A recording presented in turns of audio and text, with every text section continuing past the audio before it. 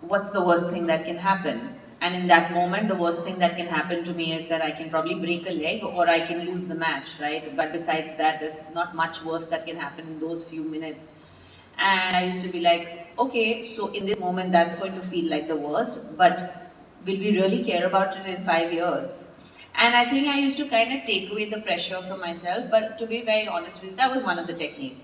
The second technique was where I used to kind of, as you see, I mean, I don't know how many people here watch tennis, but we are the only or one of the few professions where we talk to ourselves and have a complete dialogue with ourselves loudly, and we're not claimed to be mad, right? Because usually when you're talking to yourself like that, imagine sitting at the desk and talking to yourself and saying, you can do it, like it's crazy, like what we're doing.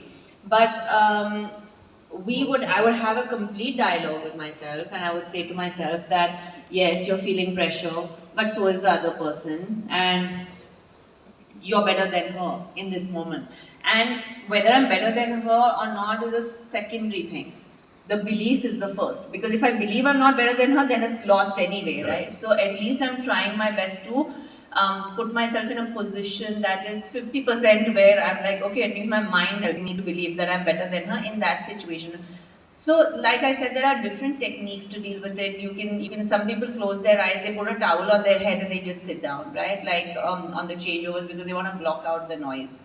I didn't know that. I was quite okay with blocking out the noise without the towel. So so for me, I actually loved playing those situations. I thrived under pressure, and I honestly feel the difference between somebody who's number 1 in the world to number 5 to number 10 to number 200 isn't really that tennis or the technique. I mean, everybody can play a tennis ball after playing for 20 years. It's really the belief, and it's really how you deal with those pressure moments. So Novak Djokovic will deal with it much better than and because he's won 24 Grand Slams, much better than someone who's won one. You know, and obviously it's all relative, but I'm just saying that it is, for me, the belief is very, very, very important. I think you just gave my marketing leader Nipun some hope with his tennis in life.